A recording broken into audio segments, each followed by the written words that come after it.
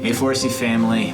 I just hope you're in the midst of a great week. I'm still meditating on Psalm 78. We talked Sunday about, God's passion for next generations. Let's not hide the deeds of the Lord from the next generation. Let's tell them the praiseworthy deeds, His power and the wonders He has done.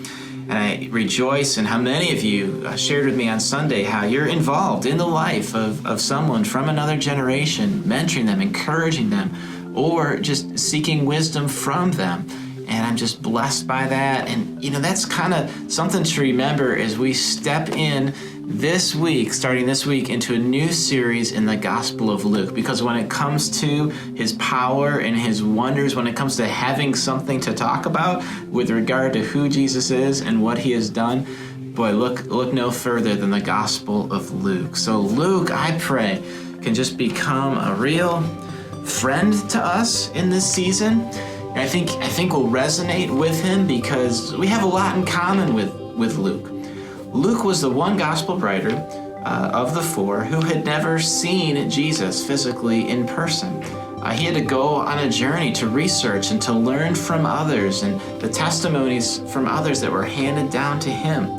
And we have that in common with Luke. We haven't physically seen Jesus, but even through what he's written, we can learn more about him and even see him more clearly.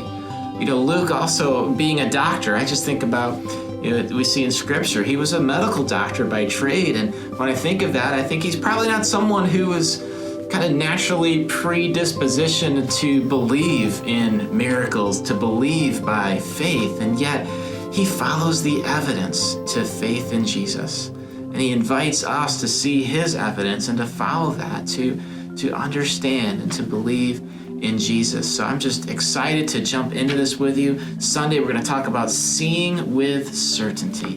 The whole series is called Seeing Jesus. And again, that's the vision, the passion, and just the conviction is that, yes, even 2,000 years later, through what has been handed down to us, we can see Jesus clearly. And even as we'll talk about on Sunday, even as Luke invites us to, with certainty. When I think about certainty, there's a lot in our world. In 2020, obviously we're playing on 2020 vision a little bit, seeing things. There's a lot in our world today that is uncertain, a lot that we wonder about, a lot that we worry about. And that's part of my prayer, the cry in my heart for our church family in this year, in this season, is that we'd look to Jesus, we'd keep our eyes on him in a year when there's going to be uncertainty and instability and confusion and temptation in different ways to be distracted by so many other things. Let's look to Jesus together. Let's see him revealed. Let's come together and see him more clearly. That's your look ahead, is an invitation to look to Jesus.